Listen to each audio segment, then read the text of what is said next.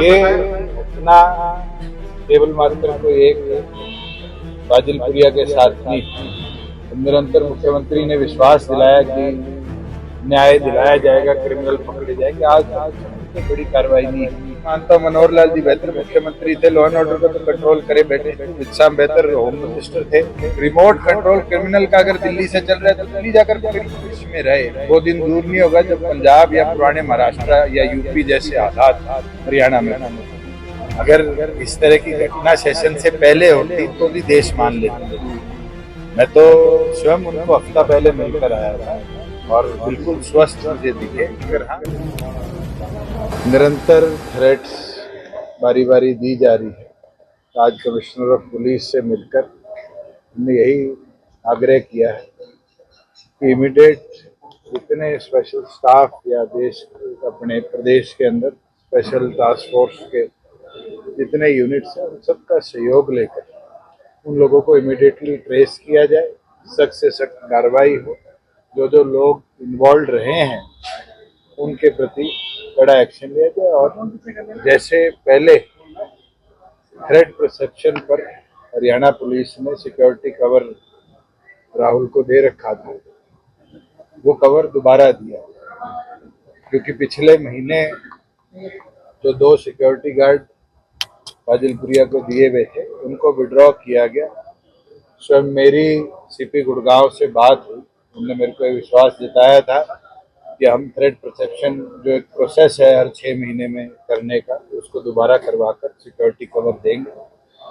तो security cover नहीं दिया गया और उसके बाद ये घटना हुई जब शाम को ये अपने घर से निकला। इसका मतलब वो क्रिमिनल निरंतर रेकी भी कर रहे थे और रेकी कर कहीं ना कहीं जान से मारने का प्रयास किया गया। आज ये घटना केवल मात्र कोई एक बाजिलपुरिया के साथ नहीं, ऐसी घटनाएं निरंतर अनेक बार प्रदेश में हुई। जैसे हमारा व्यापार सेल का प्रधान होता था रविंदर सैनी फांसी से, उनको सरेआम उनके शोरूम में जाकर गोली मार दी गई, जबकि उनको पुलिस वाला एक जवान भी दिया गया था सिक्योरिटी कवर में, पर लापरवाही थी। निरंतर उसको पुलिस को बताने के बावजूद भी उन क्रिमिनल्स की बेल हुई और बेल पर निकलकर, क्योंकि वो एक और मामले में गवाह था, उस पर गोलियां चलाई गई, उसकी जान ली गई। मुख्यमंत्री से भी उनका परिवार मिला था। निरंतर मुख्यमंत्री ने विश्वास दिलाया कि न्याय दिलाया जाएगा, क्रिमिनल पकड़े जाएंगे। आज तक उसमें भी कोई बड़ी कार्रवाई नहीं है। तो जिस तरह की लॉ एंड ऑर्डर सिचुएशन प्रदेश में आज बनी है, बड़ी चिंताजनक है। और मैं तो यही मांग करता हूं कि ऐसे क्रिमिनल्स को जल्द से जल्द पुलिस प्रशासन पकड़े। सीपी साहब ने कुछ बताया कि कोई आइडेंटिफाई हुए हैं, क्योंकि कोर्स ऑफ इन्वेस्टिगेशन है, वो हमें ज्यादा डिटेल्स तो नहीं दे पाए, और मुझे विश्वास है कि जल्द उस पूरे सिस्टम को जिसमें साजिशकर्ता और जिसने वारदात करी वो लोग इन्वॉल्व है, उन सबको पुलिस पकड़े। लगभग 9 दिन हो गए हैं अभी तक वायरल है कि शायद किसी ने कुछ पैसों के लेन देन। देखिए, ये बात ना तो आप पुख्ता कर सकते ना मैं। आजकल सोशल मीडिया का क्या हालात है ये आपको मेरे से बेहतर पता है।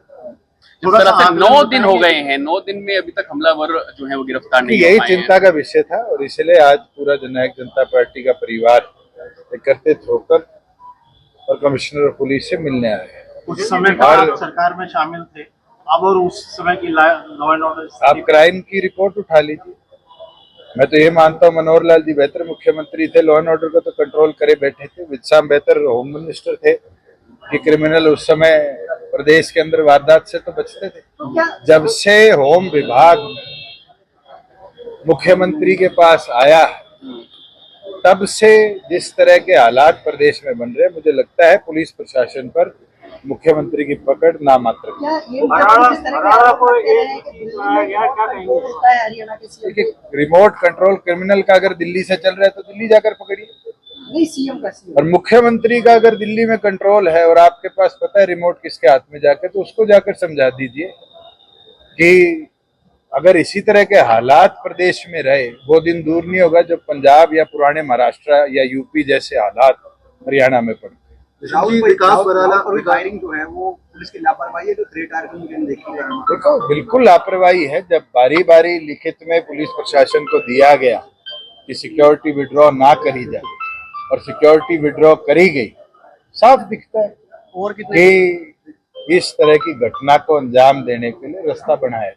विकास बराला को असिस्टेंट एडवोकेट जनरल बनाया गया है, उन पर आरोप भी लगाया है। गंभीर आरोप है सर, क्या कहेंगे?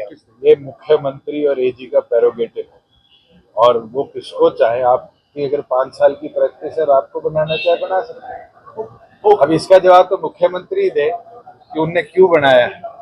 उपराष्ट्रपति का इस्तीफा हुआ है, राजनीतिक गलियारों में हलचल तेज हो गई है उसको लेकर। मुझे लगता है बहुत बड़ा सेटबैक है पूरी स्टेट के लिए और पूरे देश के लिए कि इस तरह की घटना प्रदेश के अंदर हुई, देश के अंदर हुई, जहां पहली बार हमारे जीवन में तो हमने देखा है कि उपराष्ट्रपति इस तरीके से इस्तीफा देंगे। उनने हेल्थ का हवाला दिया है, परमात्मा उनको और हेल्दी रखे, उनकी आयु लंबी रखे, मगर क्यों दिया है, इसके पीछे क्या है, ये तो धीरे धीरे आपके सामने चीजें आ जाए। सेशन के बीच में इस तरह से इस्तीफा अरे पहले दिन सेशन के बीच में भी नहीं, अगर इस तरह की घटना सेशन से पहले होती तो भी देश मान लेता। मैं तो स्वयं उनको हफ्ता पहले मिलकर आया था और बिल्कुल स्वस्थ मुझे दिखे, मगर हाँ, पीछे उनके सर्जरी भी हुई थी, सबको पता है, वो एम्स में भी एडमिटेड रहे थे। हम तो चाहते हैं कि वो लंबी आयु ले, हमारे बीच में मेंटर रहें, क्योंकि उनका राजनीतिक जीवन चौधरी देवीलाल जी के साथ शुरू हुआ था। जब चौधरी देवीलाल जी ने उनको पहली बार देखा और पूछा यहाँ कैसे, तो उनने कहा था मैं एक प्लीडर हूँ। तो चौधरी देवीलाल जी ने कहा था प्लीडर नहीं, पी हटा दे तो लीडर बनेगा। और उनको ये अवसर मिला देश के उपराष्ट्रपति पद पर जाकर, और शायद उपराष्ट्रपति पद की गरिमा को उनने बढ़ाया। मगर एकदम ऐसा घटनाक्रम होना ये अपने आप में एक बड़ा क्वेश्चन मार्क है। हेल्थ की बात उनने कही है, बिल्कुल उनकी तबीयत खराब रही है, मगर मुझे तो हफ्ता पहले स्वस्थ मिले हैं और मैं तो चाहूंगा कि वो इसी तरह स्वस्थ रहे और देश को गाइड करे।